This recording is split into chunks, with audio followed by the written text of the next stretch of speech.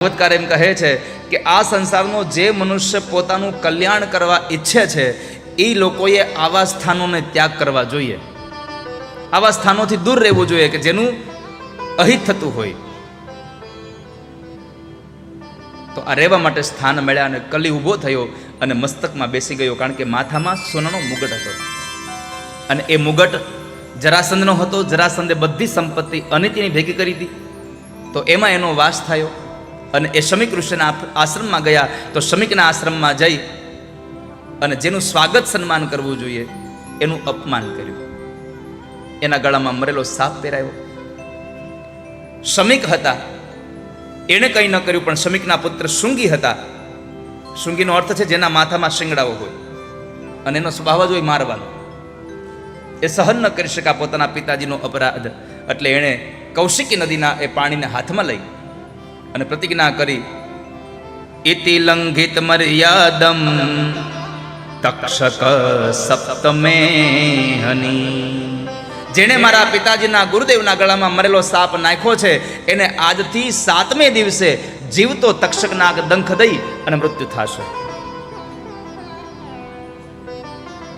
પરીક્ષિત ઘરે આવે છે, મુગુટ નીચે ઉતાર્યો, મતિ ભ્રમ થઈ, સમજી ગયા કે મારાથી અપરાધ થયો. ફરી પાછા શમિકના આશ્રમમાં આવે. શમિક પાસે આવી અને જ્યારે શમિકને પૂછ્યું, પ્રાર્થના કરી, તો શમિકે કહ્યું કે હવે તમને શ્રાપ મળ્યો છે, શ્રાપમાંથી મુક્ત નહીં થવાય, પણ એક કામ કરો, તમારે જો શ્રાપનો ભય છોડવો હોય તો ભગવાનની કથા સાંભળો, ભાગવત સાંભળો. પરમાત્માની કથા તમને મૃત્યુના ભયમાંથી છોડાવી દેશે. અને એ જ વાતને સાથે લઈ અને ગંગાના કિનારે અનશન વ્રત લઈ પોતાના ઉત્તરાધિકારી જન્મેજય આદિ દીકરાઓને રાજગાદી સોંપી દઈ અને પરીક્ષિત મહારાજ પોતે ભગવાનનું ભજન કરવા માટે થઈ અને ગંગાના ઘાટ ઉપર આવી અને બિરાજમાન થયા છે. કોઈ એને કથા કહેવા તૈયાર થતું નહોતું. એવા સમયે દેવર્ષિ નારદ સુખદેવજી મહારાજને પ્રાર્થના કરી અને ત્યાં પરીક્ષિતને કથા સંભળાવવા માટે લઈ આવ્યા. સુખદેવજી મહારાજ ત્યાં આવે છે. પરીક્ષિત મહારાજ એની આગતા સ્વાગતા કરી. આવતાની સાથે આ કેટલો પુણ્યશાળી જીવાત્મા હશે.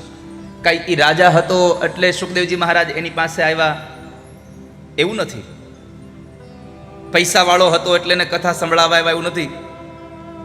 સત્સંગ મળે ત્યારે યાદ રાખજો, તમે પૈસાવાળા છો એટલે સત્સંગ નથી મળ્યો, તમારી પદ પ્રતિષ્ઠા મોટું છે એટલે સત્સંગ નથી મળ્યો, તમારું પુણ્ય છે એટલે માટે તમને સત્સંગ મળ્યો છે. સતામ સદ્ભિઃ સંગઃ કથમપિ પુણ્યેન ભવતી. ભવભૂતિ એમ કહે છે કે આ સંસારમાં કોઈને સત્સંગ મળે ત્યારે સમજવું આ મારા પુણ્યનો ઉદય થયો. અને પુણ્ય તો એટલું છે, પુણ્યથી શું થાય? તમે ગાડી લઈને જતા હો ને અકસ્માત થાય અને આખી ગાડી તૂટી જાય અને તમને કાંઈ ન થાય, નીચે ઉતરો અને કોઈ પૂછે તમને વાગ્યું? ના ના હો, આપણને કાંઈ વાગ્યું નથી. તો હું એમ કે એ તમને એટલાથી વાગ્યું કે તમે હાથમાં 5 વીંટીઓ પહેરી છે એટલે? એ એમ કહેશે તમારા બાપુજીના ખાતામાં 10 લાખ રૂપિયા પડે એટલે તમને વાગ્યું નહીં? શું કહેશે? ભાઈ આટલી ગાડી તૂટી ગઈ ને તમને કાંઈ ન થયું ને એટલે એમ લાગે છે કે તમારા ગવઢિયાના પુણ્ય આડા આવ્યા તમને, તમારા વડીલોના પુણ્યનું એ નાણું તમને આડું આવ્યું કે જે તમારો આજે જીવ બચાવ્યો. આપણા પૈસા, આપણી જમીન, આપણું પદ, આપણી પ્રતિષ્ઠા, આ કશું જ આપણો ઉદ્ધાર નથી કરી શકતી. કેવલ આપણો ઉદ્ધાર કોઈ કરતું હોય તો આપણું પુણ્ય કરે છે વાલા ભક્તો.